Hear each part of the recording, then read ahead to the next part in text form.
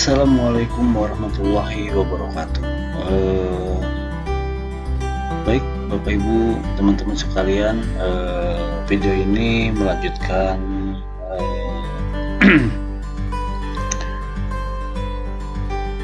video sebelumnya, yaitu tutorial pembuatan SPP SPM TU, dimana apabila sudah terbit SP2D maka akan dilanjutkan untuk pembuatan pertanggungjawaban TU. Oke, kita langsung aja untuk tutorial pembuatan pertanggungjawaban TU.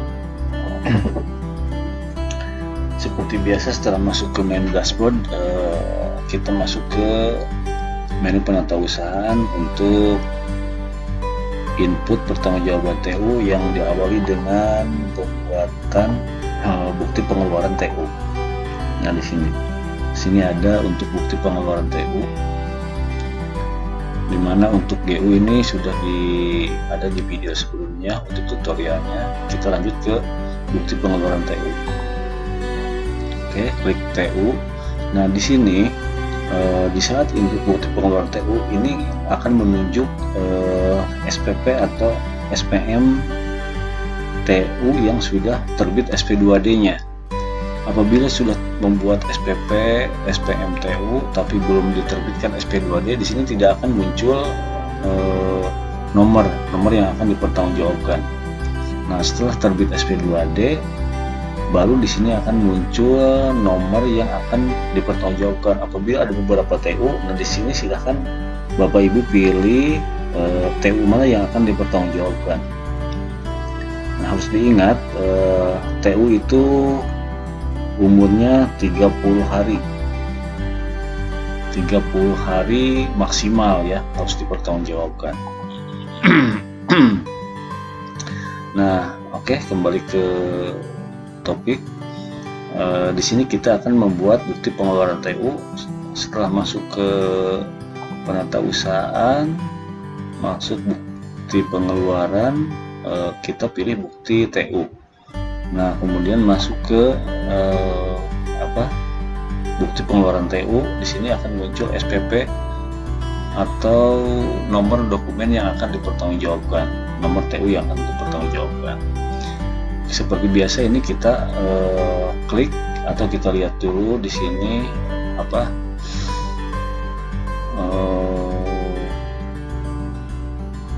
nomor yang akan dipertanggungjawabkannya betul nggak, nilainya sebesar ini nggak gitu. Nah, ini TU-nya, TU yang sebelumnya diajukan untuk terbitkan SP2D. Nah, di sini kenapa munculnya kas di bendahara pengeluaran? Ini untuk TU ini kas di bendahara pengeluaran bank. Nah, karena TU ini sistemnya belum membebani rekening, belanja. Walaupun di awal di saat pembuatan SPM TU-nya, SPP TU-nya kita udah menunjuk rekeningnya, tapi di situ belum membebani rekening. Kapan membebaninya? Nah, di sini di saat penginputan bukti pengeluaran, pertanggungjawaban, pengesahan SPP SPM selanjutnya. Oke. Setelah itu kita masuk ke rincian. Nah, di sini di rincian seperti dengan yang halnya sama dengan saat pembuatan bukti GU. Ini silahkan tambahkan buktinya. Ini kita ambil contoh untuk yang nomor bukti 001. Apabila udah ada bukti-bukti sebelumnya silahkan dilanjut, tapi ini kita anggap ini dari awal, dari nol.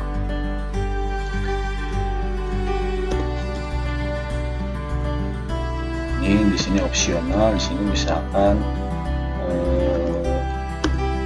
TU reses misalkan 2022.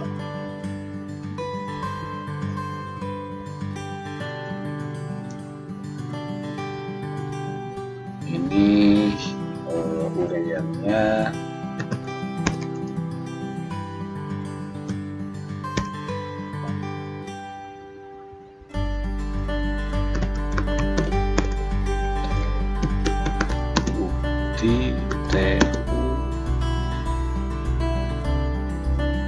sebentar kita ambil dulu rekeningnya. Nah, disesuaikan kita rekeningnya.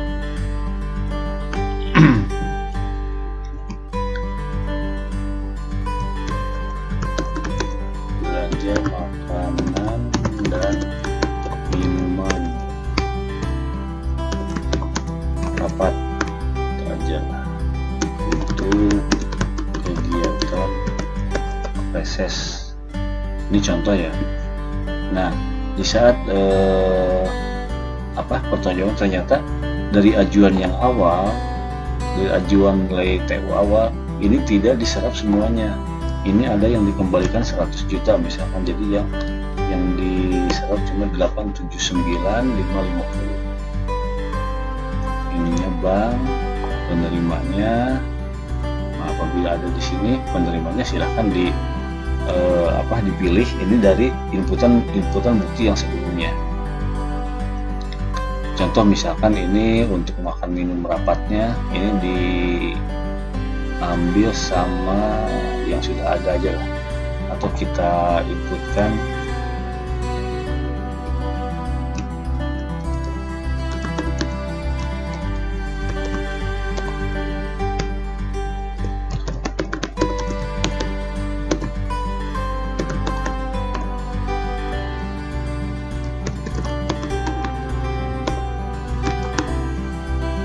NPWP-nya silahkan diisi. Ini NPWP penyedia maminnya, ini banknya, Bank Jabar,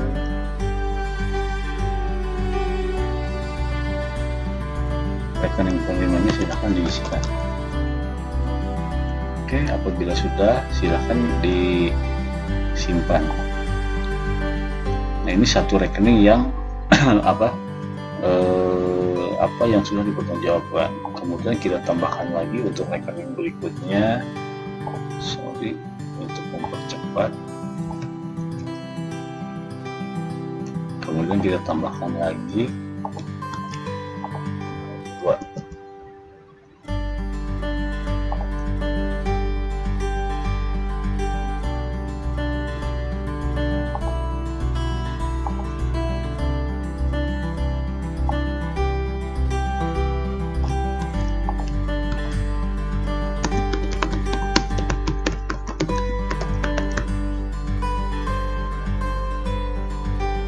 seperti biasa diikutkan juga penerimanya. Ini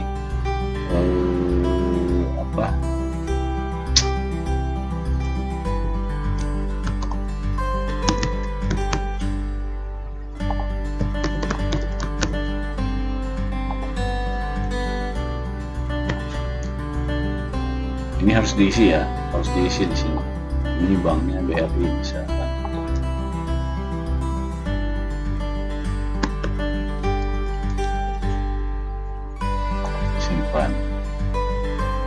Kemudian tambahkan lagi sesuai dengan rekening yang akan dipertanggungjawabkannya. Nah, di sini yang makan minum tadi kan sudah di SPJ, sudah di input buktinya. Kenapa di sini? Karena tidak diserap semua, artinya ada sisa, ada pengembalian sisa TU. Yang kalau misalkan dipertanggungjawabkan semua, ternyata semuanya diserap, berarti di sini akan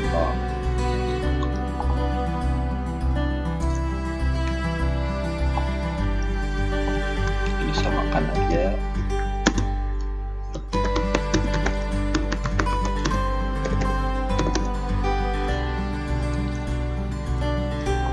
Ini disamakan aja untuk kegiatan SS.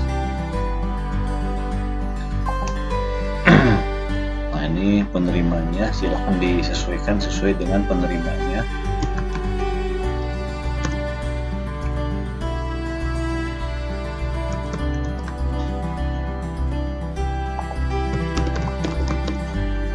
NPWP-nya juga disesuaikan, banknya silahkan disesuaikan, rekeningnya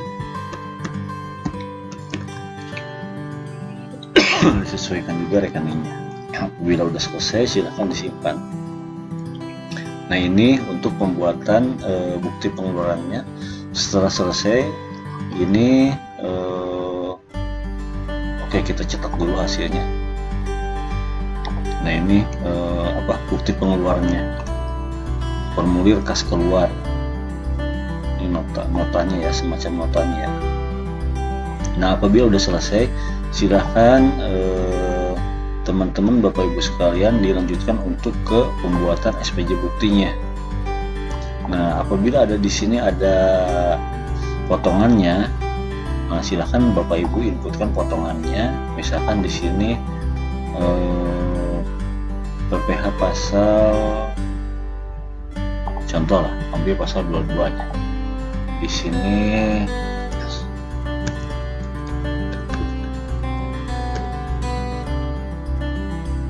kode billingnya silahkan diisikan, kemudian simpan. Ini apabila ada potongannya. Apabila sudah selesai, ini kembali ke rincian. Apabila masih ada yang harus diinputkan potongan, silahkan diinputkan potongannya. Apabila sudah selesai, silahkan kembali ke SPP ke sini. Kita cetak. Ini SPP yang dipertanggungjawabkannya. Bukti pengeluarannya sudah selesai. Nah, langkah selanjutnya silahkan masuk ke menu SPJ TU, dimana di sini akan menarik data yang tadi di bukti pengeluaran. Di sini udah otomatis menunjuk SPP-nya dengan buktinya yang sudah ada. Nah, kemudian silahkan ditambahkan untuk pembuatan SPJ-nya. Nah, di sini nomor LPJ-nya misalkan ini saya copy dari sini biar cepat. LPJ-nya misalkan 0002 SPJ TU. Ini tanggalnya misalkan tanggal 11 lah. Ini SPJ TU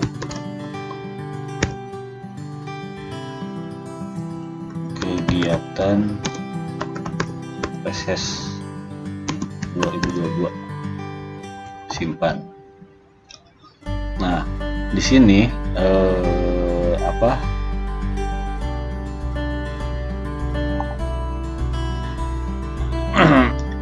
nah, apabila udah selesai silahkan dicek kembali sebelum dipinalkan. Nah, di sini kita lihat di sini SPJ-nya dari SPP nomor sekian. SPJ-nya ini sudah kita buatkan tadi. Ini kita masuk cek di rinciannya. Nah, di sini kapan input sisa TU-nya? Di sini sisa TU nggak perlu diinput.